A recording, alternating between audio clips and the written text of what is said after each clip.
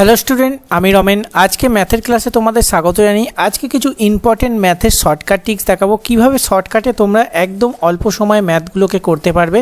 সেটাই আজকের ভিডিওতে তোমাদের প্রসেসটা শেখাতে চলেছি। পুরো শেষ পর্যন্ত ভিডিওটা দেখবে। আর নতুন দর্শক হলে অবশ্যই ফেসবুক পেজ থেকে দেখলে ফেসবুক পেজটাকে ফলো করবে, যারা ইউটিউব থেকে দেখছো ইউটিউব থেকে সাবস্ক্রাইব করবে। চলো আজকে ফার্স্ট কোশ্চেন। একটি চৌবাচ্চার সমস্ত জল দুটি নল দ্বারা 20 মিনিট ও 30 মিনিটে খালি হয়। নল দুটি একসাথে খুলে দিলে কতক্ষণে চৌবাচ্চাটি খালি হবে? মনে করো একটি নল আছে যেটা হচ্ছে 20 মিনিটে খালি হয়, আর বি একটা নল আছে যেটা হচ্ছে 30 মিনিটে খালি হয়। হাতের লেখা একটু খারাপ, কারণ মাউস দিয়ে লিখছি, তাই একটু ম্যানেজ করে নেবে।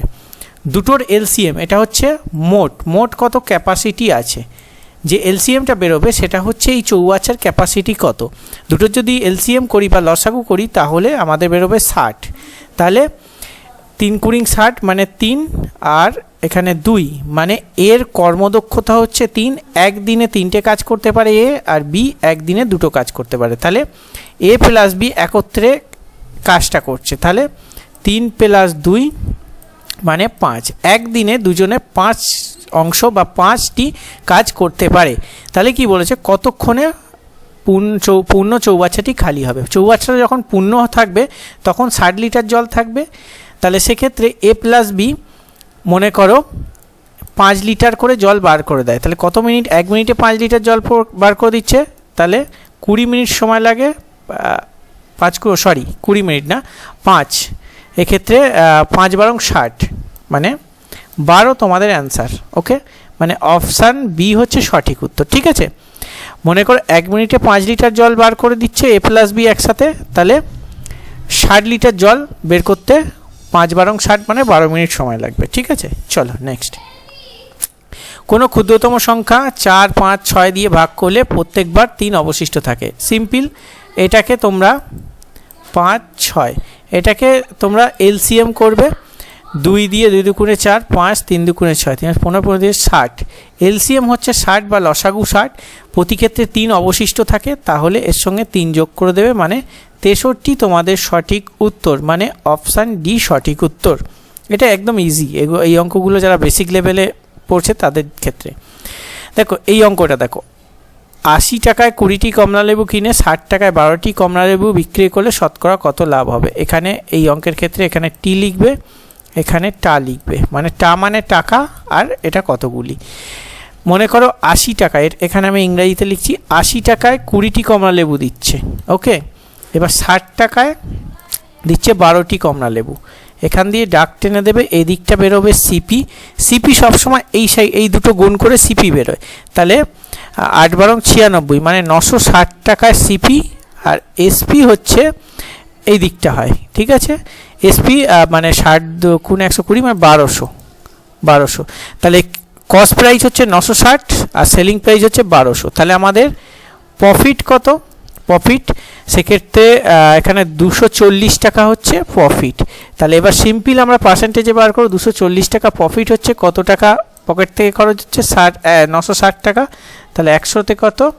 0 0 কেটে দিলাম।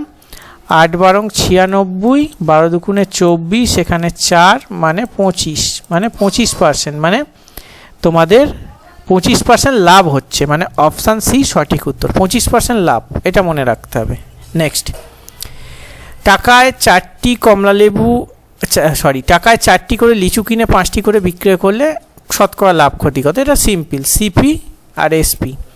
এখানে সিপি বলে দিয়েছে, টাকায় 4টি করে কিনছে, 1 টাকায় 4টে কিনছে, 1 টাকায় 5টা বিক্রি করছে। তাহলে লস হচ্ছে 1 টাকা। তাহলে 1 টাকা লস কততে? 4 × 100তে কত? 4 25 100, মানে এখানেও উত্তর 25%, মানে অপশান এ সঠিক উত্তর। নেক্সট, একজন বিক্রেতা 10 টাকায় 4টি করে বল ক্রয় করে, 6 টাকায় 2টি করে বল বিক্রয় করে, শতকরা কত? সেম কোশ্চেন, এখানে টি লেখো আর এখানে টা লেখো। ঠিক আছে, কটা বলেছে? 10 টাকায় 4টি দিচ্ছে, কিনছে, এবং 6 টাকায় 2টি বিক্রি করছে। এবার আমি কিসে গেলাম একটু আগে? সিপি। এই দিক থেকে সবসময় সিপি হয়, মানে 10 × 2 = 20 হচ্ছে সিপি, আর এসপি হচ্ছে 4 × 6 = 24, মানে 20 টাকায় কিনে 24 টাকায় বেচছে। কত টাকা প্রফিট? 4 টাকা প্রফিট। 4 টাকা প্রফিট কততে? মানে 20 টাকায় কেনা, পকেটের খরচ, আর 100তে কত? 5 কুড়ি 100, 4 5 20, 20% মানে অপশান এ সঠিক উত্তর। ঠিক আছে, আশা করি বুঝতে পেরেছো। আমি একটু ফাস্ট করছি কারণ এর আগে ওই প্রসেসগুলো আমরা শিখিয়েছি যাতে তোমাদের হাতের স্পিডটা বাড়ে এবং মাইন্ডের স্পিডও বাড়ে, সেই জন্য আমরা একটু ফাস্ট করার চেষ্টা করছি। চলো নেক্সট। এ ও বি একত্রে একটি কাজ 12 দিনে করে। মনে করো এ প্লাস বি দুজনে আছে, 12 দিনে কাজটা করছে। এবার বলেছে 3 জনে, এই যে এ plus B plus C, A B plus C 3 জনে কাজটা করছে তোমাদের 8 দিনে, 8 দিনে। ঠিক আছে, কাজটি করে 12 দিনে 8 দিনে। তাহলে টোটাল কাজটা বার করে নেবো, টোটাল কাজ। এটা যদি আমরা এলসিএম করি সেক্ষেত্রে টোটাল কাজ আমরা এখান থেকে পেয়ে যাব। এলসিএম তোমরা করে দেখবে 24 বেরোবে। ঠিক আছে, 12 দুগুণে 24, 3 8 24। তাহলে এ প্লাস বি এর কর্মদক্ষতা হচ্ছে 2 আর এরা 3 জনের কর্মদক্ষতা হচ্ছে 3। তাহলে এ প্লাস বি এর এখান থেকে যদি বাদ দিয়ে দিই, এ প্লাস বি এর কর্মদক্ষতা 2 আর 3 জনের 3, তাহলে এখান থেকে বার করলে এখানে আমরা পাই সি এর কর্মদক্ষতা হচ্ছে 1। বোঝাতে পারলাম? এ প্লাস, আমি আরেকবার বোঝাচ্ছি, প্লাস সি এদের কর্মদক্ষতা 3 আর এখানে বলে দিয়েছে এ প্লাস বি এর কর্মদক্ষতা 2। তাহলে এই দুটো বিয়োগ করলে আমরা সি এর কর্মদক্ষতা পেলাম আর সেখান থেকে সি এর কর্মদক্ষতা 1 পেলাম। তাহলে মোট কাজ 24। তাহলে সি একটা করে কাজ করে কদিন, এই 24টা কাজ শেষ করতে কতদিন লাগবে? তাহলে 24 দিন হবে সঠিক উত্তর, মানে অপশান ডি সঠিক উত্তর। নেক্সট দেখো অঙ্কটা, দেখো আমি তোমাদের একটু অন্য প্রসেসে করবো, এই পার্সেন্টেজকে টার্গেট করে আমি করাবো। অঙ্কটা যদিও একদম ইজি প্রসেসে তোমরা করতে পারো, বাট আমি একটু ইউনিক ধরনের করাবো। কী বলেছে? 500 টাকায় বিক্রয় করায় এত % লাভ হয়, ক্রয় মূল্য কত? মনে করো 25কে আমরা ভাঙাবো, 4 25 100, মানে হচ্ছে 1 এর 4। কী বলেছে?